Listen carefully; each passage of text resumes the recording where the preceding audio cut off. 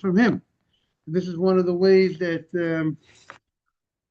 he takes away the resources, is that there will be a famine, and there'll be locusts, and as a result of the locusts, there'll be a famine, but the locusts will eat up the crops.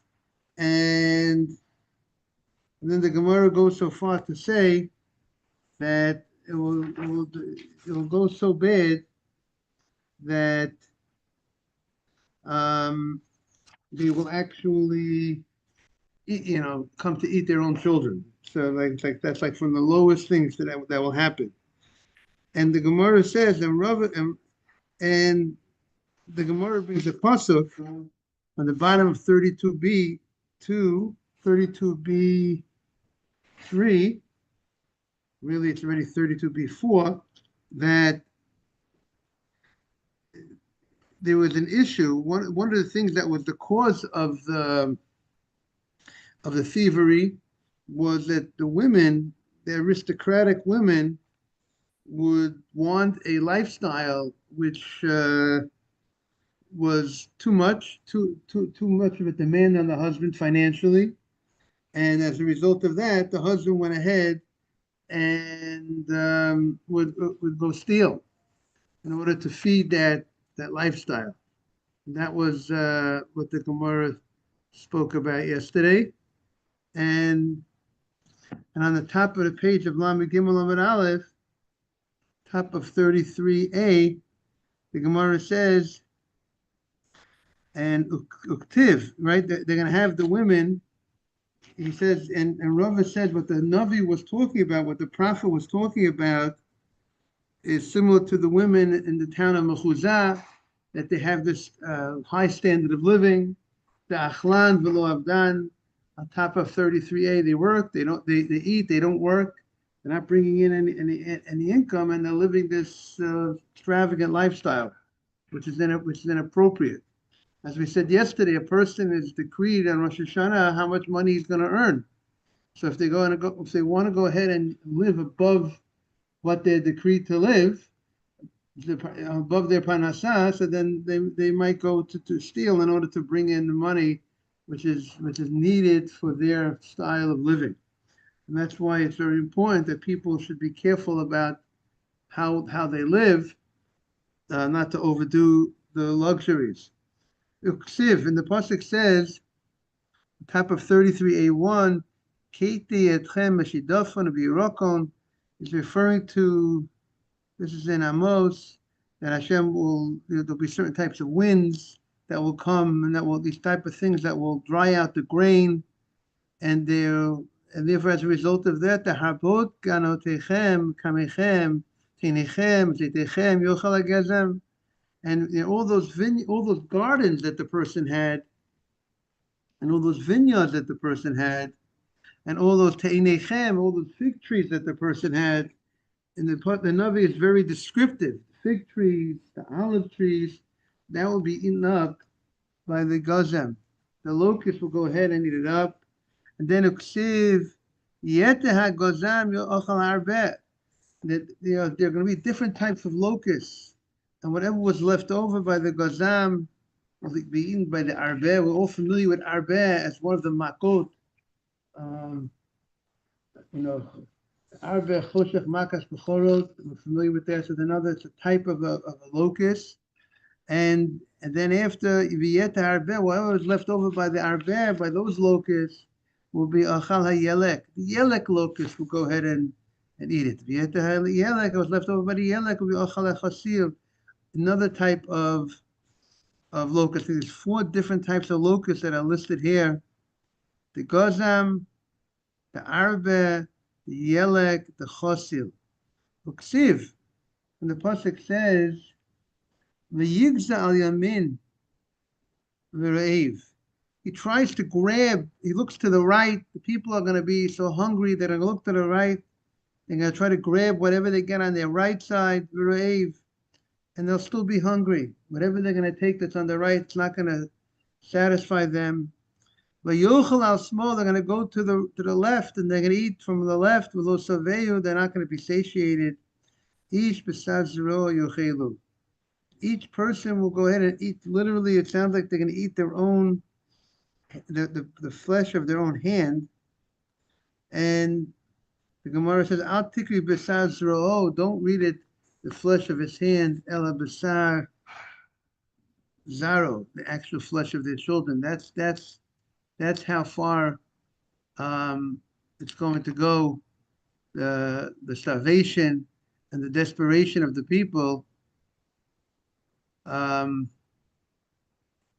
let's see if we. I know some people are trying to join in. Let's see if we get them. Let's get them in right now.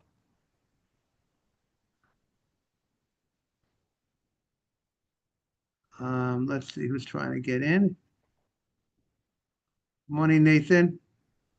Morning. Just want to get Ronnie in. Let's see if we get Ronnie in on. Okay. Okay. Now, the Gemara now says the following. Ba'avon, we're now on 33a. Morning, Ronnie. Morning, Rabbi. Morning. The Gemara says, Ba'avon inui hadin. Morning, Simon. As a result of inui hadin. What's inui hadin? Inui hadin is when the judges delay the judgment, meaning they already deliberated, they already came to a decision, and they're just delaying. They don't go ahead and give out their decision, and there's no reason why they're delaying in rendering their decision.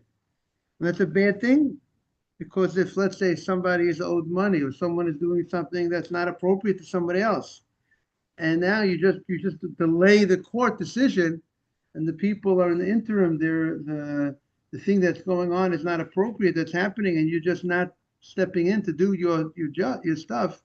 The court is delaying. It's a terrible thing. We know today, right? Even the court system today, right? When there's a delay, so a lot of things, justice is pushed off.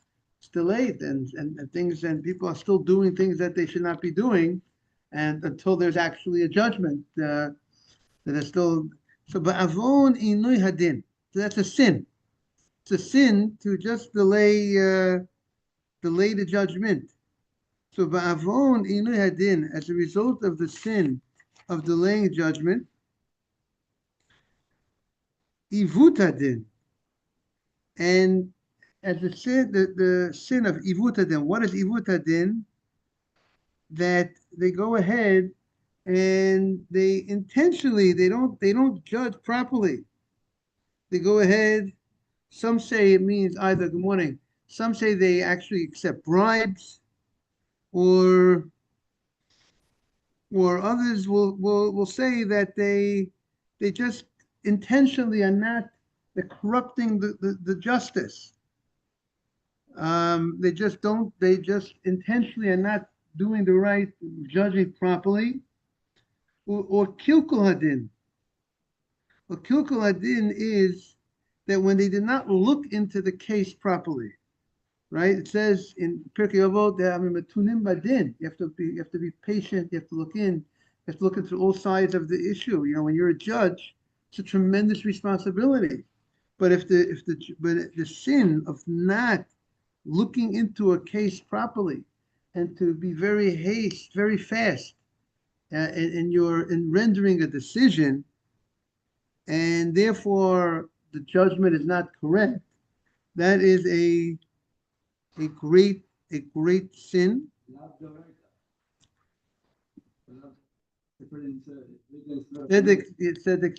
Okay. I mean, you have the Torah. The Torah says you have to give the proper judgment. Bittul Torah. And after these three things, the first three has to do with judgments, court systems, corruption of the court, whether it's as of negligence or whether it's intentional corruption, and also now throws in Bittul Torah as a result of the sin of Bittul Torah, of not using one's time, which we had a long discussion here in our class, right, Simon, about Bittul Torah, people wasting time, men, when they're capable of learning and they're just shooting the breeze, just killing time, not learning Torah, bittul Torah, cherev ubiza rabba. So as a result of these sins, there's an increase of the sword. That means the enemy comes, and there is, as a result of the enemy coming, there's cherev, there's the sword, which represents people getting victimized, getting killed, and there's biza rabbah. There's a lot of looting that goes on. There's a lot of people going ahead and taking stuff, taking people's property. The dever, there becomes a plague. The people die. Ubatzoret bo, and this famine comes to the world. Ubnei adam ochlin ve'enan sveim, and people eat and they're not satiated.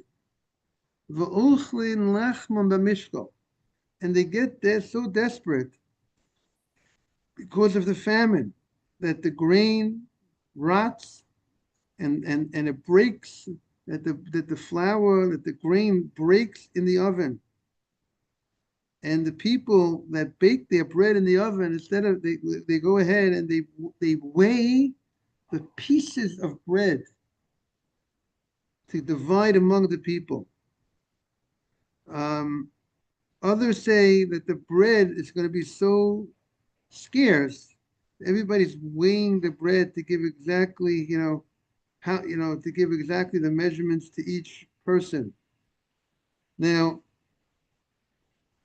this is these are the punishments, and this is based on the psukim in the Torah. As you know, the Torah has two places where there's the tochacha, where there's the rebuke. We find in Sefer Bechukotai, and then also in Kisavo. And the Gemara says this is alluded to in the psukim in Vayikra. As the pasuk says, when the people don't keep the Torah properly. Good morning, Morris. Good to see you. When the people don't keep the Torah properly, good morning, Asaf. It says, and eventually in the end, and Hashem gives them punishment. Hashem sends warnings. Hashem sends a punishment to the Jewish people, and they're supposed to wake up. They're supposed to heed the warning. And then if they don't accept the warning, what happens is then Hashem sends another punishment, right? Till the people wake up. And one day, eventually they wake up.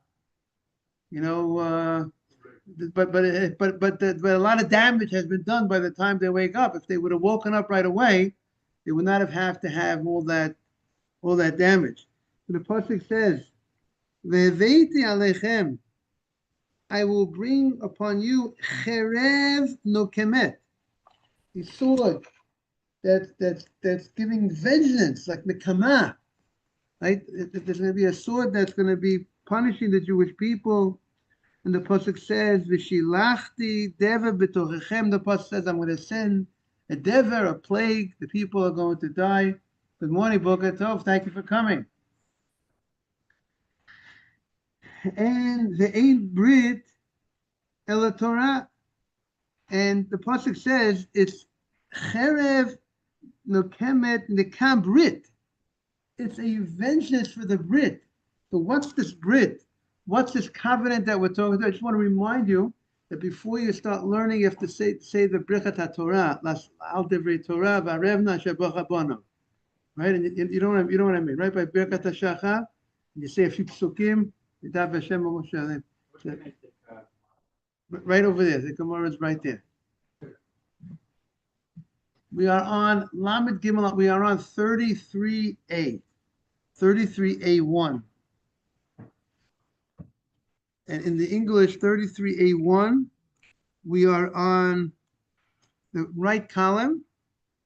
Well, up to now, the Gemara just said that as a result of certain inappropriate behavior of the court system, of the Jewish court system, there's going to be great punishment. And also as a result of bittul Torah, of wasting time not learning Torah, people not learning Torah, by which our generation, in a certain sense, we are in a generation, I think, that has the most opportunity for people to learn Torah, because the type of week, the structure week, the 5-day week, which is very common in the workplace, and right, we have this, the 9 to 5 jobs, or the 9 to 6 jobs, or the 8 to 6 jobs, and the people have time at night. People have time on Sundays. People have time on Shabbat. The opportunities today that people have time. There's something called lunch hour, lunch break. People have opportunity. If you want to know how much time people have to learn, they have to look how much time are they on the internet during the week, how much time are they on their phone, to get a picture of what the opportunity of learning this week. So this generation is the generation of most opportunity to learn Torah, I would say, and maybe on the flip side, it's the most opportunity to bittul Torah. Morning. To have bittul Torah, to learn Torah. So the opportunity is there to either make it big in this generation, and learning, take advantage of the opportunity, right, Ezra? But also the opposite is available, to waste time from Torah, which the Gemara calls bittul Torah, which is a big problem. And that's what the Gemara is saying, that there's great reward for learning Torah. The reward of learning Torah is unbelievable. Talmud Torah can go, the great reward, the great protection you provide for yourself, for your family, the next world is unbelievable. The reward that a person gets for learning Torah, the Chafetz Chaim writes about, he has 10 chapters in the Sefer Shmirat HaLashon, where he discusses the unbelievable benefits of learning Torah, right? And he's here right now. What's your name? Remind me your name. What's your name? Zuki. Zuki is here, coming to learn Torah. But there's also the flip side, is there's great punishment for not taking advantage of that opportunity. Torah is life. Torah is, and Hashem says, Hashem gave us this commandment of Vishinantam Levanecha, V'limadetem Otam Esperechem, right? There's this big mitzvah, it's a big responsibility that men have of learning Torah. It's a big responsibility, it's a big job that we have. The Rambam says, until when is a person obligated to learn Torah? Until the day he leaves this world, 100, 120, 130, 140. There's no retiring from learning Torah. And the Rambam says, even a person who's, not a person who's married with children and is very busy, but he still has to set times to learn Torah. So getting back to our Gemara, the Ein Brit, Hashem says he's going to take revenge, Nekam, for Nekam Brit, revengeance on the Brit. What's the vengeance of the covenant? The Ein Brit El Torah. The Brit is referring to Torah, that Shenema Imlo Briti Yomam V'Layla, that it says, if it wouldn't be for the Brit of Yomam V'Layla, which the way the Gemara is understanding, there's, like it says, V'Gita Bo Yom V'Layla, supposed to learn Torah, meditate in the Torah, learn Torah day and night. So when it says Briti Yomam V'Layla, means if there wouldn't be the Torah, Chukot Shamayim V'Eretz Lo Samti, then the world, I wouldn't create the world. The whole purpose of creating the world is that people go ahead and follow and learn the Torah. That is the purpose why the world was created. If there wouldn't be Torah in the world wouldn't exist. Now, the simple meaning of the pasuk is that Hashem is telling the Jewish people that I have a covenant with them. I have a treaty agreement with the Jewish people, so to speak, just like I have a Brit with the day and the night. The cycle of the day and the night always will never stop. Will always be. There'll be day, the morning, there's night. So too, the Jewish people will always be here. Hashem will never leave us. That's why we're here today. Why are we here today? So many nations and countries have come and go. The Babylonian Empire, Turkish Empire, Roman Empire, they're all gone. But who's here? The Jewish people are here. Because Hashem says, I will the same way there'll be light and day, there'll always be the Jews. The Jews will always be here. But our Gemara is using it to understand that it's also alluding, that's true. But our Gemara is saying, if the people not learning Torah, that's the Briti Yom V'Layla, that's the covenant of day and night. We're supposed to be learning Torah. then it's referring there'll be a vengeance, there'll be a punishment for wasting time from learning Torah. Uksiv, and then the pasuk says, the shivri lechem. As a result of what's going to happen is the bread. We're now on 33a1, on the right side, close to the bottom, that last paragraph begins Uktiv. B'shivri lechem. The pasuk says, B'shivri lechem, mata lechem, v'afu esa nashim. What's going to happen is there are going to be 10 women are going to use the same oven. They're going to bake 10 women, and it's not usual that 10 women bake in one oven. The problem is that there's so little firewood. There's so little firewood to use that they're going to go ahead and they're going to shear the oven. And also because you have so little wood and you have so little flour, so everybody's only putting in a small amount. When everybody has a lot of flour, so how many people could use the same oven? One family, two people, two family, three. You could have 10 women that represents 10 families are going to be. This is part of the rebuke and the punishment that will be for the Jewish people for not being proper in their judgment, not being proper in the court system, not deliberating properly, delaying giving the judgment when they're supposed to give the judgment. So what will happen is this will be the punishment that what's going to happen is they're going to divide their bread by weight. That's how every ounce, every half an ounce, every gram, whatever it is going to be measured. Uksiv, and the pasuk says, Yan ubiyan mishpatay ma'asu. The pasuk is also alluding to the fact, why is it happening? Why are they having this trouble? Why is the famine coming? Because mishpatay ma'asu, my mishpat. What is mishpat? Judgment. The courts were corrupt, not acting properly. It's fascinating. Recently, in Parshas Vayera, Hashem says, I'm going to tell Avraham what I want, that I'm going to destroy Sodom. I have a love for Avraham because he's going to command his children to do tzedakah u'mishpat.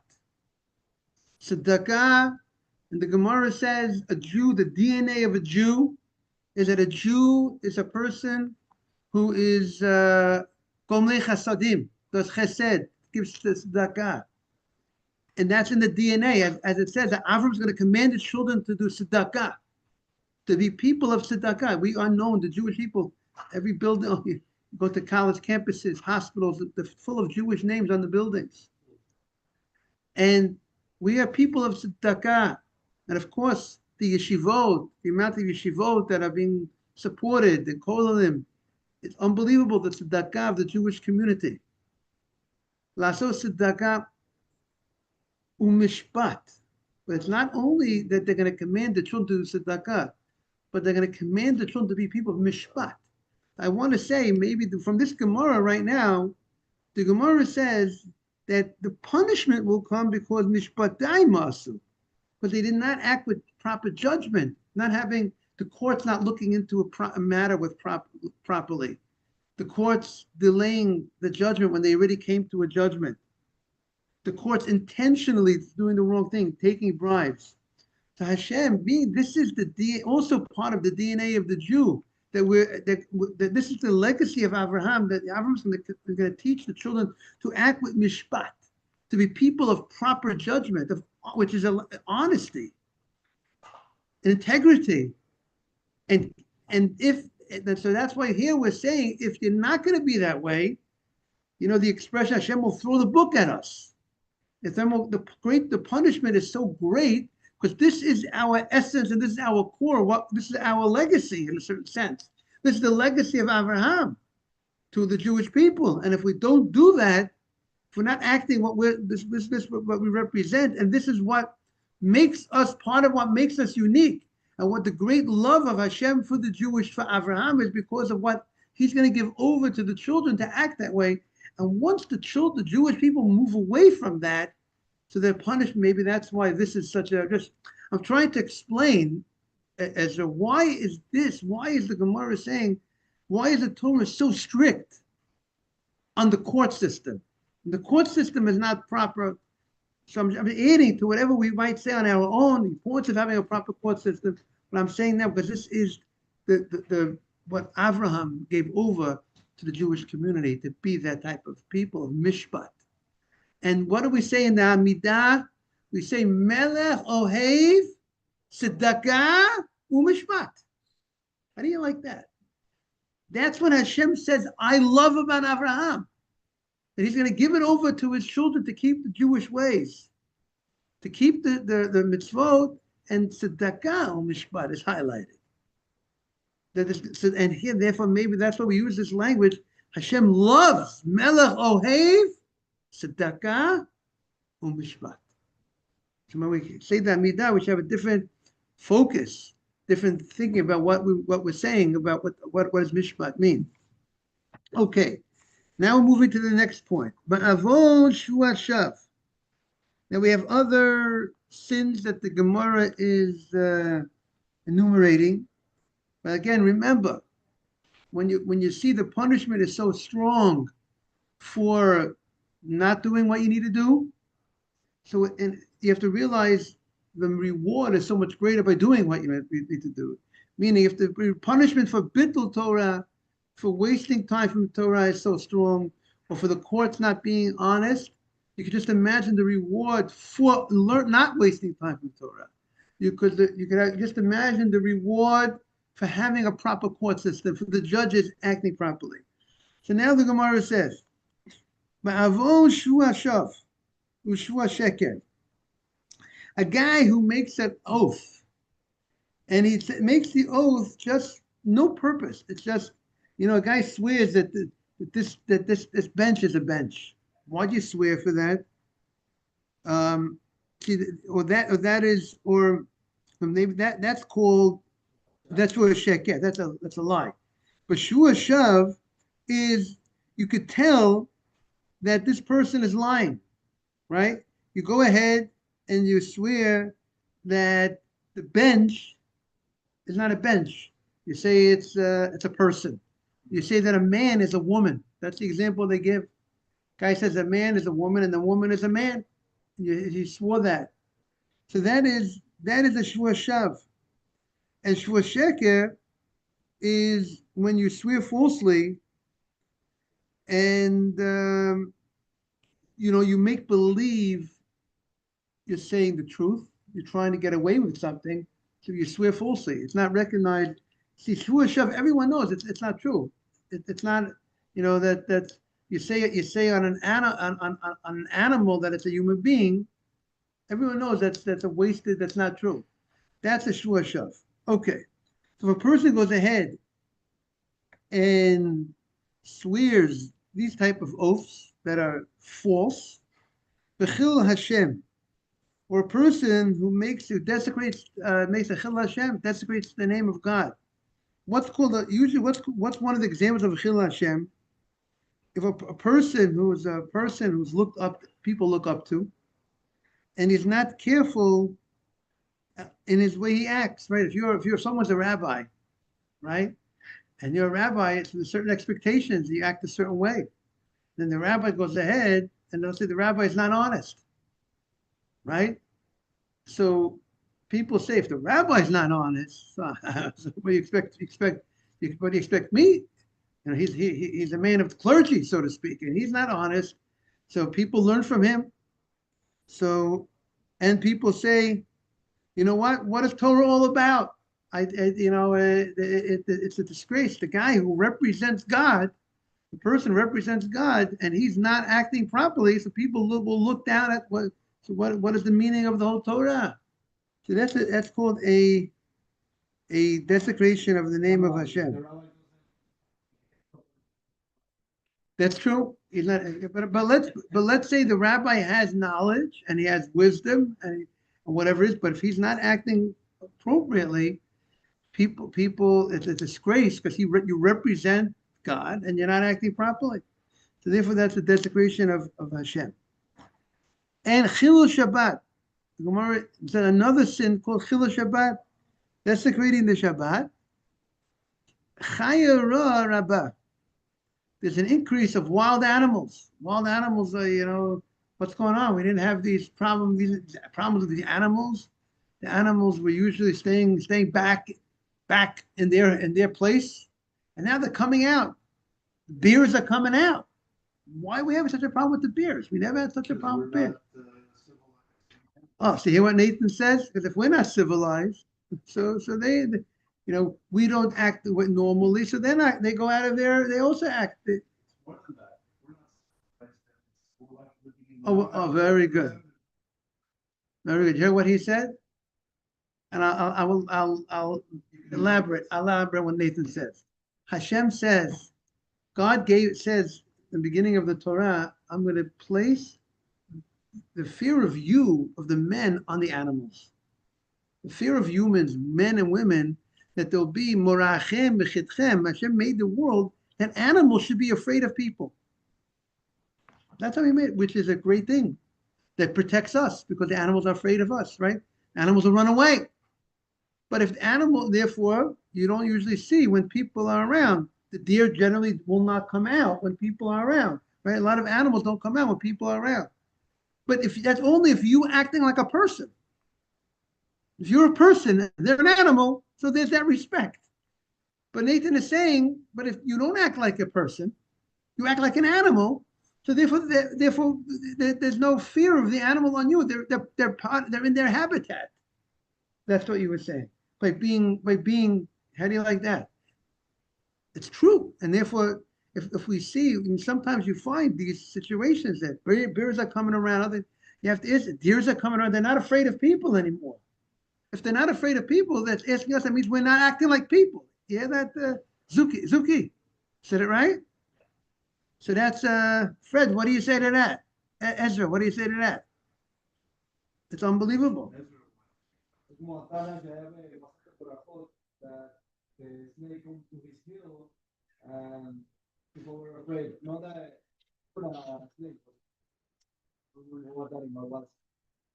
Yes, it was an akrab. It was a scorpion. Right. Of Canina Mendoza. Right, the Gemara says the famous story. Right. Right. It's not the snake that kills, it's the sin that kills. Right. Very good. Beautiful. So what does it say? As a result of these sins, false oaths, desecrating Hashem's name, Ochil Shabbat, desecrating the Shabbat. So we have Chaya Ra Rabbah.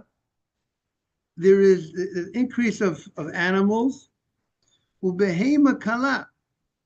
And then animals will die as a result of that. Therefore, obviously, you can have less food, less meat. Adam is ma'atin. There'll be less people. People will die. And madrachim mishtomimim.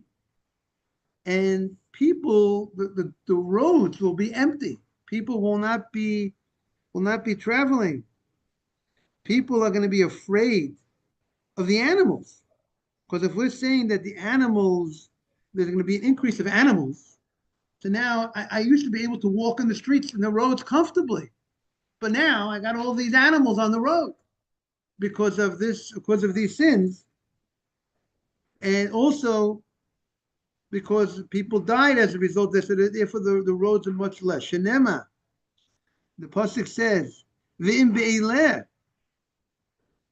If with these punishments that Hashem says to the Jewish people, lo tevasuli, if you don't go ahead and take the musar and you don't change to come back, which the whole purpose of the punishments is to come back to Hashem, then the pasuk says, I'm gonna bring additional punishments, additional klolot, So the Gemara says, Al Tikri, the pasuk when it says Be'ela has to say, the Torah doesn't have vowels. There's no vowels in the Torah, right?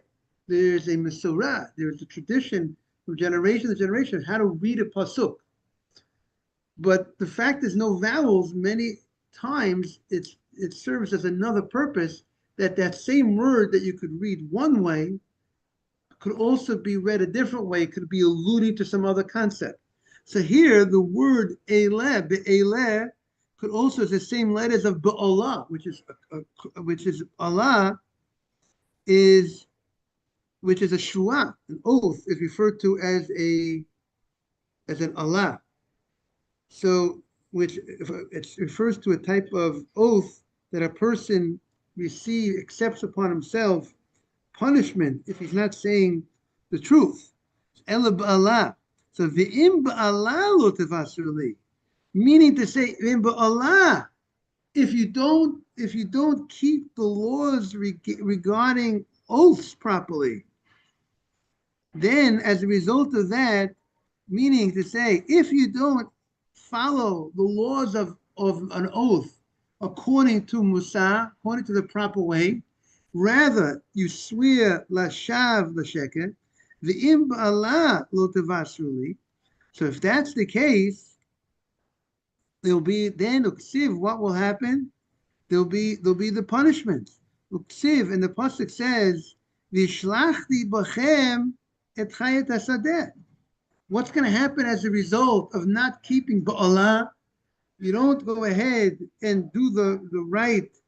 You didn't follow the oaths properly. You didn't.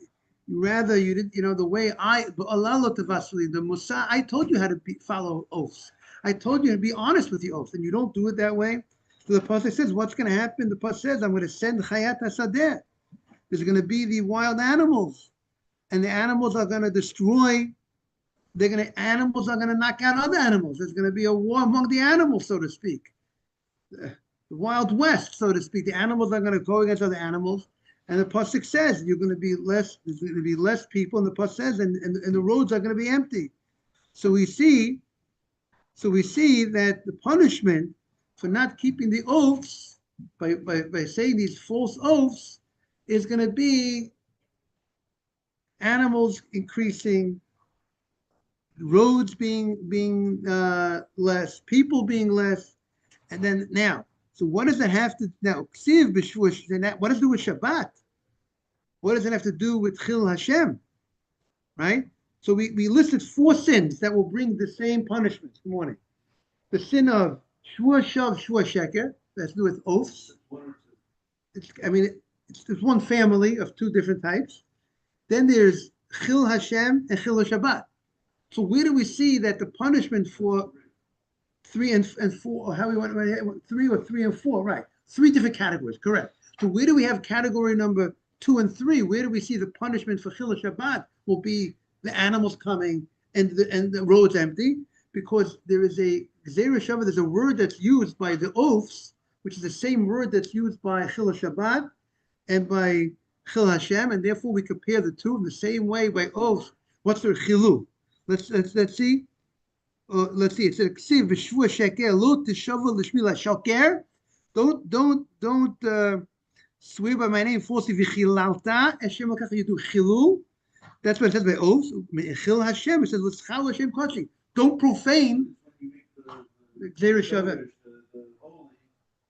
Faith. And it's the same thing on Shabbat.